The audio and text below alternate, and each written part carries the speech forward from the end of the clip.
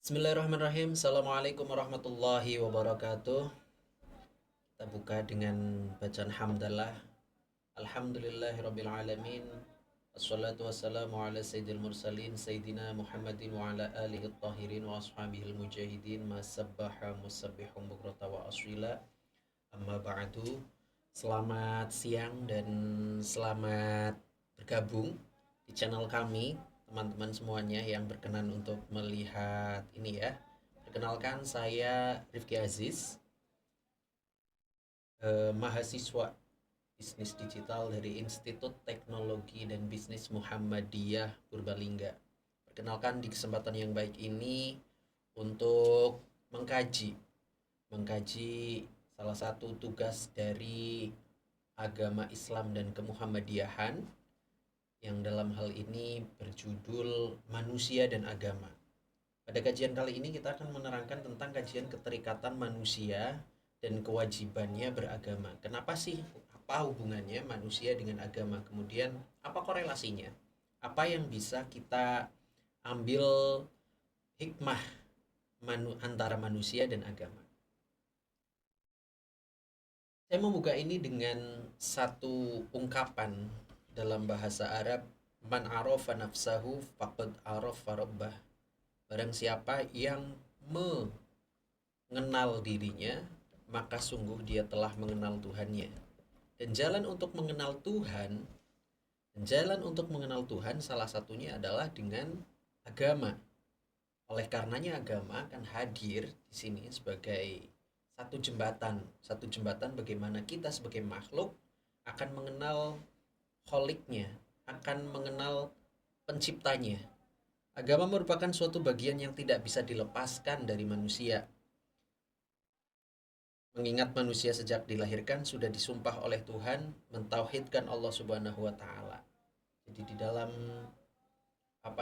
dulu ketika di alam azali sudah di itu dipaksa untuk bertauhid, bukan dipaksa untuk bertauhid. Apakah kamu beriman bahwa aku adalah Allah, Tuhan kamu, Tuhan yang menciptakan kamu? Kita semuanya menjawab dengan bala syahidna. Kemudian diturunkanlah diturunkanlah manusia, diturunkan rohnya, ditiupkan ke rohnya, kemudian menyatu dengan jasad di dalam rahim, kemudian hidup di alam dunia dan sebagainya, dan seperti manusia yang sekarang yang sedang dijalani. Kemudian manusia man arafa nafsahu faqad arafa rabbah. Untuk mengenal Tuhannya itu tentu saja kita harus mengenal kenapa sih kita harus diciptakan, kenapa kita diciptakan. Kita manusia diciptakan untuk apa? Kita manusia diciptakan untuk apa yang diinginkan Tuhan sebenarnya dari penciptaan kita. Nah, di sini akan coba kami bahas menurut keterangan-keterangan yang kami dapatkan dari guru-guru kami tentu saja, dan kami sampaikan kepada teman-teman semuanya, semoga ada manfaatnya. Dan di kajian yang kali ini, teman-teman semuanya, kita akan mencoba membahas yang pertama ada pandangan umum tentang manusia. Yang kedua ada manusia dalam pandangan Al-Quran. Yang ketiga ada sebutan manusia dalam Al-Quran dan tujuan manusia diciptakan. Pandangan umum tentang manusia. Guru kami Syekhina wa Murabbi Rohina Ahmad Sa'idi bin Syekh Said bin Syekh Armia bin Kiai bin Ki Ageng Suraprana. Beliau adalah pengasuh pondok pesantren atau Hidiyah Giren Talang Tegar, menyampaikan dalam suatu kajiannya waktu itu malam Jumat, Al-insanu hayawanun natik. Manusia itu sejatinya adalah hewan yang bisa berbicara. Al-insanu hayawanun natik.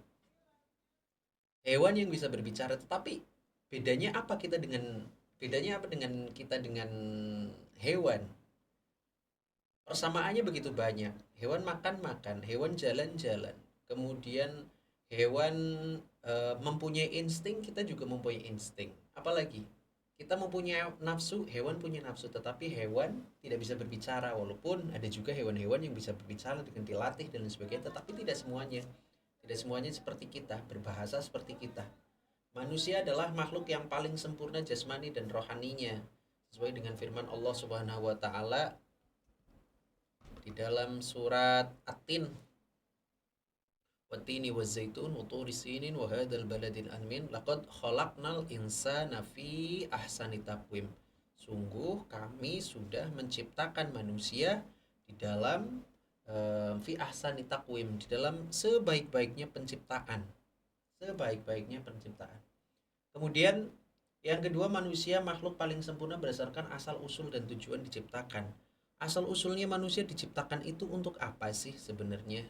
Asal usulnya manusia kenapa diciptakan? Manusia itu diciptakan untuk apa? Dalam Al-Quran disebutkan bahwa wa ma khalaqtul jinna wal insa illa liya'budun, dan tidak diciptakan jin dan manusia kecuali untuk beribadah kepada Allah Subhanahu wa taala. Kalau kalau apa namanya yang lain disebutkan juga bahwa ini jailun fil ardi khalifah. Kenapa khalifahnya bukan malaikat tetapi ini saja apa namanya manusia saja. Padahal dulu waktu penciptaan manusia pertama kali juga ada perdebatan itu ya. Ada satu apa namanya bentuk ketidaksetujuan. Kisahnya bisa teman-teman baca di dalam surat Al-Baqarah. Sebutan manusia di dalam Al-Quran, tentu saja ada banyak sekali sebutan di dalam Al-Quran tentang manusia. Yang pertama di sini kita membahas ada Bashar, Bani Adam, Insan, dan juga Anas. Kapan manusia disebut sebagai Bashar? Manusia dalam pengertian Bashar adalah anak keturunan Nabi Adam yang memiliki fisik dan sifat suka makan dan berjalan ke pasar. Jadi Bashar itu adalah menjalankan fungsi manusia sebagai pemilik fisik, pemilik fisik. Kalau misalnya di dalam sebuah syair sholawat disebutkan bahwa Muhammadun basyarul kal basyari, Muhammadun basyarul kal basyari, bal huwa kal yaquti bainal ahjari, bal huwa kal yaquti bainal ahjari. Secara basyar, secara manusia, secara wadak ya, secara wadak ini disebut manusia sebagai basar. Ada rambutnya, ada kulitnya, ada hidungnya, ada matanya, ada telinganya, ada tangannya, ada kakinya. Seperti itu dikatakan sebagai basar. Itu sebutan manusia seperti penampilan fisik.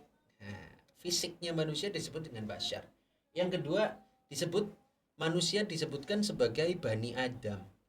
Bahwa di dalam Al-Quran juga disebutkan bahwa kalau Bani Adam itu sendiri, teman-teman semuanya, ikhwani rahimakumullah, Bani Adam itu adalah seluruh, bahwa kita ketahui bahwa seluruh manusia yang ada di muka bumi ini adalah orang pertama yang diciptakan itu adalah Nabiullah Adam alaihi salatu wassalam, dan kita sebagai anak keturunannya, bagi yang Islam, Kristen, Protestan, dan lain sebagainya, yang penting wujudnya seperti ini, wujudnya layaknya manusia, itu disebutnya sebagai Bani Adam tanpa melihat agamanya apa, tanpa melihat sukunya apa dan sebagainya, itu disebutnya dengan Bani Adam.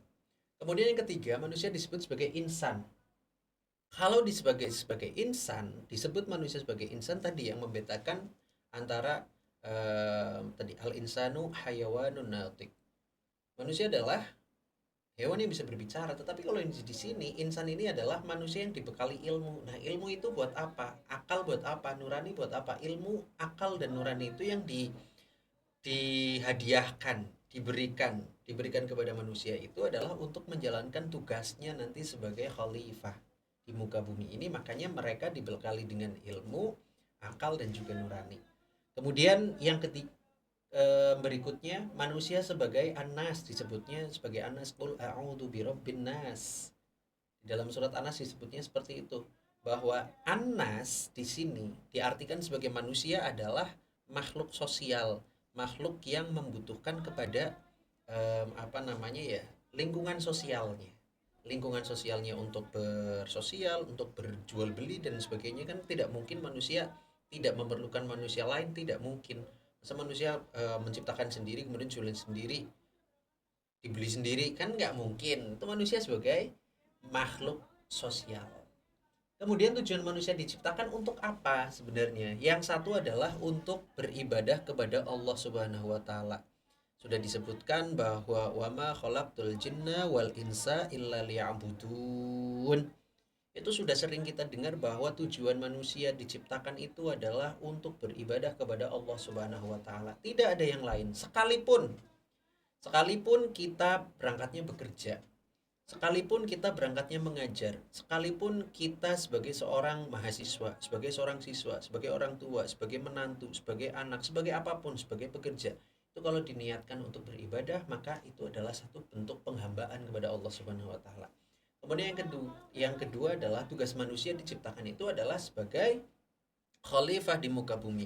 Khalifah itu pengganti ya, pengganti dan atau untuk yang mengelola seluruh aset yang diberikan oleh Tuhan semesta alam Allah Subhanahu wa taala untuk dikelola sebagaimana mestinya, untuk dikelola dengan kebaikannya. Kebaikan bumi itu harus dijaga, kemudian dimanfaatkan, kemudian dibuat lebih baik lagi dan sebagainya, itu seperti itu.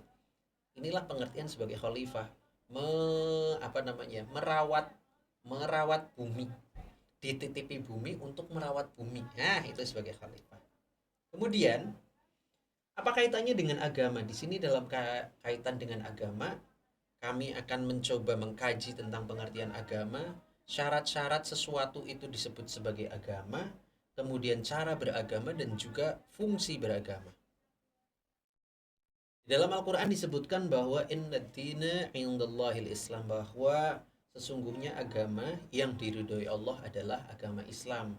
Nah, terus agamanya Nabi Adam dulu apa? Kalau misalnya teman-teman semuanya memandang, kalau misalnya teman-teman semuanya menilai bahwa nabi-nabi zaman dahulu bukan Islam, berarti yang Islam hanya di bawah Nabi Muhammad, tidak ya. Agama Islam, agama Islam atau jalan menuju keselamatan itu adalah agama-agama yang dulu dibawa juga Nabi Adam. Intinya adalah untuk mengesahkan Allah Subhanahu wa taala. Biar kita selamat apa? Miftahul jannah la ilaha illallah. Itu misinya seluruh para nabi dan para rasul itu adalah untuk mengenalkan bahwa la ilaha illallah, tiada Tuhan yang wajib disembah dengan hak kecuali Allah Subhanahu wa taala.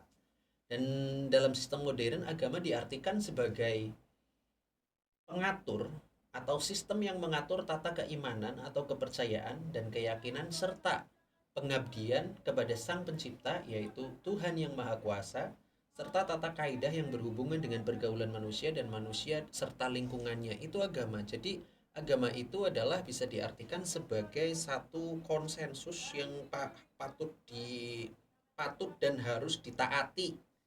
Itu agama. Sistem kepercayaan yang mengatur, sistem yang mengatur sebuah kepercayaan. Agama sebagai seperangkat aturan dan peraturan yang mengatur hubungan manusia dengan dunia gaib. Nah, itu kayak gitu. Tuhan Allah Subhanahu wa taala gaib. Bagaimana kita menghubungkan hal yang nyata seperti ini kemudian dihubungkan dengan Allah yang gaib? Bagaimana cara menghubungkannya? Menghubungkannya adalah dengan agama itu sendiri. Dalam bahasa Arab, agama disebut juga dengan ad-din. Ad-din atau millah. Kedua istilah ini bisa ditemukan di dalam Al-Qur'an maupun sunnah Nabi Muhammad SAW. Penggunaan istilah din lebih populer daripada millah ya. Tentu saja di Al-Qur'an juga disebutkan inna dina indallahil Islam, bukan innal millah innallahil Islam. Seperti itu. Kemudian syarat-syaratnya menjadi agama. Apa sih suatu kepercayaan atau sesuatu itu syaratnya disebut sebagai agama? Bagaimana keyakinan itu disebut sebagai agama? Yang seperti apa? Agama yang betul syaratnya adalah satu dari Tuhan. Syaratnya adalah dari Allah Subhanahu wa taala, bukan hanya sekedar lahir dari pemikiran-pemikiran. Pemikiran misalnya ada orang cerdas memikirkan sesuatu tentang keyakinan kayak gitu. Tapi kalau sumbernya bukan Tuhan, berarti itu bukan agama. Yang kedua adalah merujuk kepada wahyu sesuai dengan ayat Al-Qur'an yang berbunyi bahwa yang artinya kemudian kami jadikan engkau Muhammad berada di atas suatu syariat dari urusan atau agama, maka ikutilah syariat itu dan janganlah engkau ikuti hawa nafsu orang-orang yang tidak mengetahui. Itu kayak gitu. Syaratnya adalah merujuk kepada wahyu. Wahyunya bagaimana? Wahyunya yang diturunkan dari Tuhan kepada para rasul, kepada para nabi. Itu seperti itu. Kemudian yang ketiga, syaratnya menjadi sebuah agama adalah memiliki sistem ibadah. Kalau keyakinannya itu tidak ada ibadahnya, tidak ada apa namanya istilahnya itu adalah tidak ada satu aturan yang mewajibkan bagaimana kita cara berhubungan dengan Tuhan atau beribadah itu tidak ada aturan itunya, berarti bukan agama. Kemudian yang keempat adalah memiliki aturan moral dan hukum. Tentu saja kalau di dalam agama itu adalah isinya adalah tentang tuntunan, tuntunan ya, tuntunan, memiliki aturan moral dan hukum sebagai apa namanya panduan etika dan hukum sosial agar manusia bisa hidup tertib dan terarah sesuai dengan hadis Nabi Muhammad Shallallahu Alaihi Wasallam, innama bu'istu liutammima makarimal akhlak. Sesungguhnya aku diutus oleh Allah Subhanahu wa taala untuk menyempurnakan akhlak yang sempurna. Itu sejalan. Islam itu paling benar, paling benar, paling top. Inna dina indallahil Islam, udah benar. Kemudian nabinya, nabi yang Nabi Agung Muhammad Shallallahu alaihi wasallam juga bersabda, innama bu'istu liutammima makarimal akhlak. Dan itu semuanya aturan dari bangun tidur sampai tidur lagi, bersosial dan lain sebagainya itu sudah diatur dalam agama Islam melalui baginda Nabi Agung Muhammad Shallallahu Alaihi Wasallam. Kemudian ada cara-cara beragama. Gimana sih caranya beragama? Caranya beragama ada empat. Yang pertama adalah cara tradisional, yaitu cara beragama berdasarkan tradisi. Cara ini begitu cara beragama nenek moyang, misalnya kalau zaman dahulu ada animisme, dinamisme dan lain sebagainya. Kita yang tidak tahu arah utara dan selatan, animisme, dinamisme kayak gitu, orang tuanya menyembah apa batu, oh ya udah ikut nyembah batu gitu. Misalnya kayak gitu, ajaran dari nenek moyang. Kemudian yang kedua adalah dengan cara formal, yaitu cara beragama berdasarkan formalitas yang berlaku di lingkungan atau masyarakatnya. Kalau misalnya orang-orang di sekitarnya itu karena lingkungan yang membawa kita, lingkungan yang membawa kita. Lingkungannya biasa nyembah pohon sidaguri misalnya. Itu kayak gitu, ikut-ikutan itu berarti namanya cara formal karena daripada enggak ini ya, daripada tidak ini apa namanya tidak lazim atau tidak sosialnya dikiranya nanti tidak jalan, wah nanti mendingan ikut aja lah gitu. Cara ini biasanya mengikuti cara beragamanya orang yang berkedudukan tinggi atau punya pengaruh. Oh itu kepala desanya agamanya itu, yalah aku ikutin kepala desanya aja, itu kayak gitu.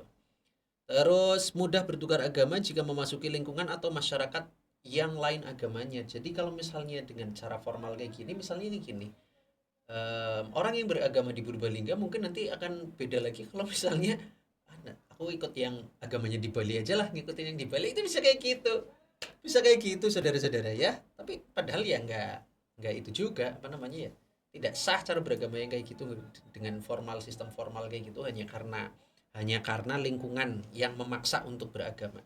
Kemudian cara yang beragama yang ketiga adalah yang rasional, yaitu cara beragama berdasarkan penggunaan rasio atau akal.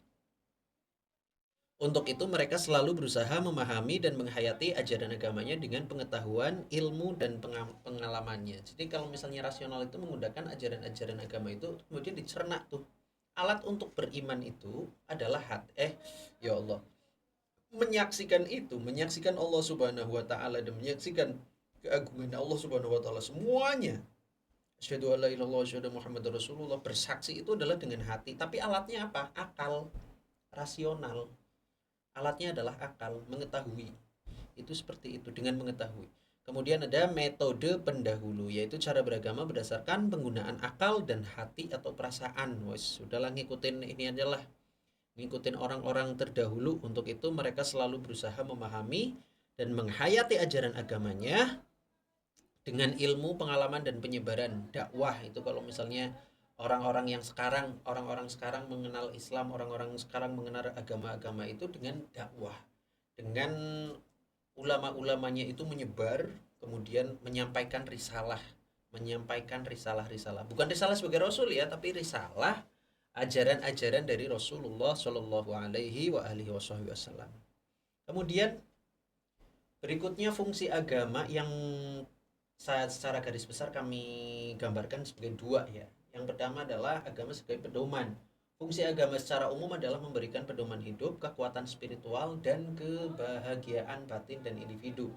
serta membentuk normal moral, meningkatkan solidaritas sosial dan menjadi agen perubahan sosial bagi masyarakat. Nah, kayak gitu fungsinya agama itu sebagai rem, sebagai pedoman, sebagai gimana sih caranya bangun tidur, gimana caranya sih apa namanya tata caranya untuk masuk ke kamar mandi, gimana caranya berhubungan suami istri, gimana caranya kita bersosial, gimana caranya kita bekerja, semuanya ada pedomannya. Itu agama hadir di situ sebagai biar terarah, biar terarah. Kemudian fungsi agama yang berikutnya secara garis besar adalah sebagai harapan. Agama hadir memberikan harapan untuk bisa hidup bahagia di dunia dan akhirat. Jadi kayak gitu. Kita meyakini bahwa hidup ini di dunia ini adalah bukan akhir dari segala-galanya. Hidup di dunia ini adalah tidak selamanya. Ada kehidupan lagi setelah di akhirat. Ada kehidupan lagi setelah kita di dunia ini. Alam kubur, kemudian alam kebangkitan, barzakh, syirat, kemudian alam padang mahsyar dan sebagainya, sampai akhirnya nanti muaranya adalah intikal ilahi robbi di surganya Allah Subhanahu wa taala. Jadi kenapa sih kita harus beragama? Ya kita meyakini bahwa ada kehidupan lain setelah kita selesai di dunia ini. Ikhwani rahimakumullah, kemudian kesimpulan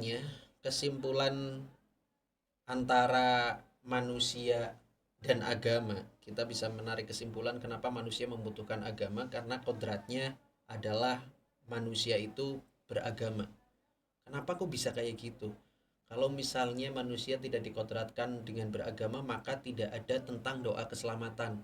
Rabbana atina fid dunya hasanatan wa fil akhirati hasanatan wa qina adzabannar. Kemudian ada juga tentang kebahagiaan abadi, kebahagiaan di dunia setelah dunia ini selesai, kemudian nanti kebahagiaan abadi di surganya Allah Subhanahu wa taala, dan juga sesuai dengan firman-Nya Allah Subhanahu wa taala yang artinya, dan ingatlah ketika Tuhan mau mengeluarkan keturunan anak-anak Adam dari sulbi mereka dan Allah mengambil kesaksian terhadap jiwa mereka seraya berfirman, "Bukankah aku ini Tuhanmu?" Nah, mereka menjawab, "Betul, Engkau Tuhan kami, kami menjadi saksi." Nah, itu yang tadi saya sebutkan, bala syahidna, kayak gitu kan.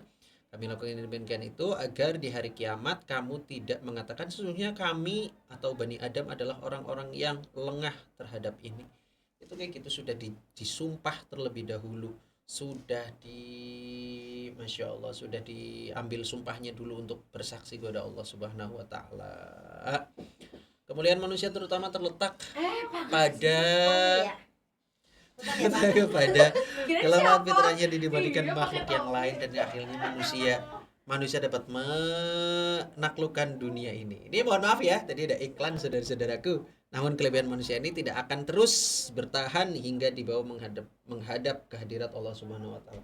Jadi semua kelebihan yang Allah Subhanahu wa taala kita diberikan akal, diberikan hati, diberikan nurani dan wadak jidak seperti ini adalah tidak lain dan tidak bukan adalah untuk menjalankan ibadah kita, menjalankan tugas kita kepada Allah Subhanahu wa taala, dengan tentu saja dengan melakukan menjadi penghambaan, memberikan penghambaan terbaik terhadap Tuhan yang menciptakan kita semuanya. Kurang lebih demikian, kurang lebihnya mohon maaf teman-teman semuanya.